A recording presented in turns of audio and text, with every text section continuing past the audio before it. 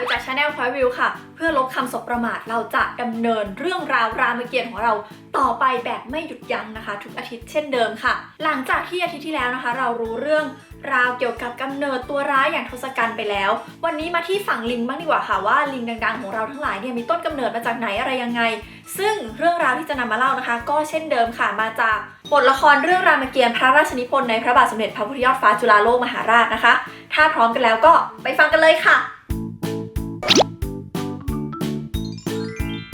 เรื่องราวของเหล่าลิงทั้งหลายนะคะเริ่มต้นขึ้นที่กษัตริย์อยู่องค์หนึ่งค่ะชื่อว่าท้าวโคดมท้าวโคดมนี่ปกครองบ้านเมืองมาอย่างช้านานแล้วก็รู้สึกเบื่อชีวิตเพราะว่าอยู่ไปก็ไม่มีลูกสักทีเบื่อไม่รู้จะทำอะไรดีก็เลยตัดสินใจออกบวชเป็นฤาษีชื่อว่าฤาษีโคดมค่ะซึ่งเมื่อพอออกไปบวชแล้วเนี่ยนะฤาษีโคดมนี่ก็เป็นคนที่ตั้งใจในการทำสมาธิภาวนามากก็นั่งสมาธิอย่างยิ่งยวดคือไม่ขยับตัวไปไหนเลยจนกระทั่งนะคะเวลาเป็นพันปีผ่านไปเอาเป็นว่าตัวละครในเรื่องนี้อายุยืนยาวทุกตัวนะช่างมันเวลาพันปีผ่านไปค่ะฤาษีโคดมนี่ก็บำเพ็ญตบะจนหนวดเคราเนี่ยนะเฟิร์มไปหมดคือไม่ขยับตัวเลยไงหนวดและเคราก็เลยยาวเปื้อยอยู่บนตักจนกระทั่งนะคะมีนกกระจาบอยู่2ตัวผัวเมียค่ะรู้สึกอยากทำรังไม่รู้จะไปทำรังที่ไหนดีจะไปเก็บกิ่งไม้ก็ขี้เกียจนะก็เลยมาทำรังอยู่ในหนวดของฤาษีโคดมค่ะก็อยู่กันเป็น environment มาอย่างยาวนานนะคะจนกระทั่งนกกระจาบตัวเมียเนี่ยวางไข่นะคะพอวางไข่ตัวเองก็ต้องปกไข่ออกไปหากินไม่ได้เหมือนปกติดังนั้นนกกระจาบตัวผู้ก็จะต้องออกไปหากินหาอาหารอะไรกลับมาให้ทุกวันค่ะบังเอิญว่าวันหนึ่งนะคะนกกระจาบตัวผู้ออกไปหากินเพลินค่ะไปถึงก็ไปเจอดอกบัวดอกหนึ่งบานอยู่มีเกสรข้างในดูแล้วน่ากินมากเลยนี่มันจะต้องเป็นของหวานอันโอชะนะคะนกกระจาบตัวผู้นะคะก็เลยเข้าไปกินเกสรของดอกบัวเพลินค่ะก็กินจิกไปกินไปกินมากินปรากฏว่ากินยาวจนพระอาทิตย์ตกดินพอพระอาทิตย์ตกดินแน่นอนดอกไม้พอพระอาทิตย์ตกมันก็จะต้องหุบใช่ไหมดอกบัวที่เคยบานมันก็หุบปุ๊บนกกินเพลินโดนหุบอยู่ในดอกบัวซะอย่างนั้นเลยนะคะกลับบ้านไม่ได้จนกระทั่งพระอาทิตย์ขึ้นอีกวันหนึ่งค่ะนกถึงโดนปล่อยหลุดออกมาพอหลุดออกมาก็รีบบินกลับไปหาเมียแน่นอนผัวหายไปทั้งคืนเมียด่าแน่นอนต่อให้เป็นนกหรือเป็นอะไรก็ตามนกกระจาบตัวเมียนะคะก็เลยแบบแกไปคบชู้มาใช่ไหมหายไปทั้งคืนทิ้งให้ฉันเลี้ยงลูกคนเดียวนี่คืออะไรฉันรับไม่ได้ทำไมเป็นแบบนี้ผัวก็พยายามชี้แจงว่าแบบเนี่ยพี่ไปโดนดอกบัวงับมาเมียก็แบบแกจะบ้าเหรอดอกบัวงับใครจะไปเชื่อนกตัวผู้ด้วยความที่อยากให้เมียเชื่อมากๆก็เลยสาบานบอกว่านี่พี่ขอสาบานเลยนะว่าเรื่องที่พี่เล่าทั้งหมดเนี่ยเป็นความจริงถ้าพี่ไม่ได้ไปโดนดอกบัวงับจริงๆนะขอให้บาปทั้งหมดของฤาษีโคดมเนี่ยตกมาอยู่กับพี่คนเดียวเลยซึ่งเรื่องราวของนกจะเป็นไงก็ช่างมันนะคะแต่ว่าเผอิญว่าประโยคนี้ฤาษีโคดมที่นั่งสมาธิอยู่แล้วมีนกคุยกันอยู่ตรงเคราก็จะต้องได้ยินฤาษีก็แบบอะไรนี่ข้าให้ที่อยู่พวกเจ้าข้าบำเพ็ญตบะมานับพันปีข้าจะไปมีบาปได้ยังไงไหนเล่าสิเกิดอะไรขึ้นนกตัวผู้ก็เลยอธิบายให้ฤาษีโคดมฟังค่ะว่านี่นะตามหลักศาสนาฮินดูนั้นทุกคนจะต้องมีบุตรสืบสกุลการไม่มีบุตรไม่มีลูกเนี่ยถือว่าเป็นบาปอันยิ่งใหญ่แล้วดูท่านสิมาบำเพ็ญพรหมจรรย์อะไรอยู่ตรงนี้เมียกับลูกก็ยังไม่มีปกติเขาต้องมีเมียมีลูกก่อนแล้วค่อยออกบวชท่านนะมีแต่บาปไม่ยอมมีลูกข้าก็เลยคิดว่าท่านมีบาปที่ยิ่งใหญ่ฤาษีโคดมฟังแบบนั้นก็แบบโอ้ว่าจริงด้วยฉันยังไม่มีลูกเลยทำยังไงดีต้องหาเมียก่อนหาเมียมาจากไหนดีนะไหนๆเราก็บำเพ็ญตบะมาตั้งนานเสกเองเลยดีกว่าว่าแล้วฤาษีโคดมนะคะก็จุดกองไฟขึ้นมาทำพิธีนู่นนี่นั่นแล้วก็เสกสาวขึ้นมาคนนึงค่ะซึ่งสาวคนนี้ชื่อว่านางกาลอัจนาเป็นสาวที่สวยมากแน่นอนว่าเสกขึ้นมาอยากได้แบบไหนก็ได้แบบนั้นนะ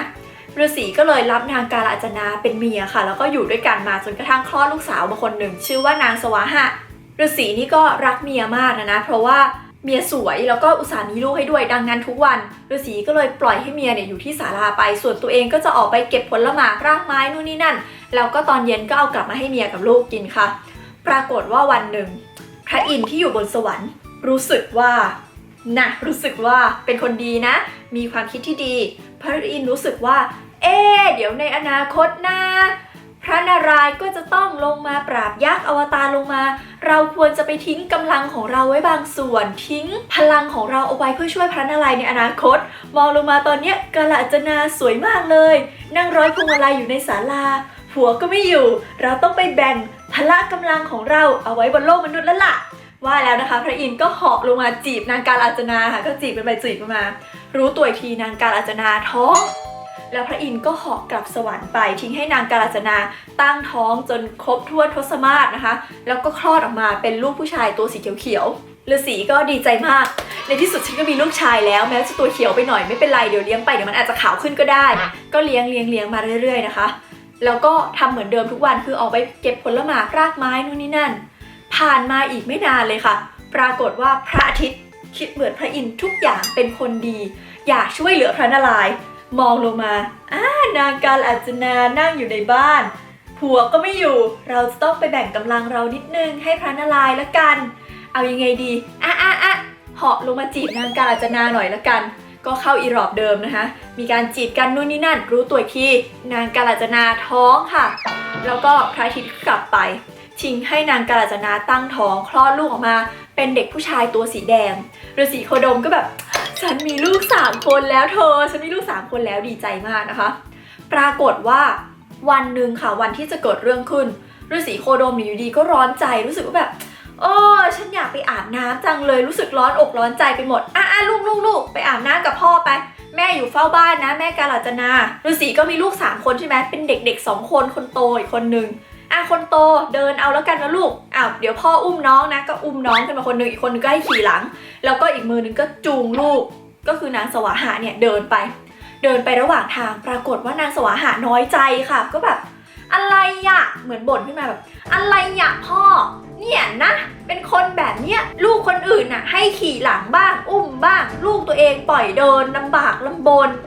ไม่ได้เรื่องเลยพ่อได้ยินอย่างนั้นนะคะก็ตกใจแล้วก็แบบอะไรสวาหะลูกพูดอะไรลูกบอกพ่อดีๆสิเกิดอะไรขึ้นสวาหะก็บอกว่า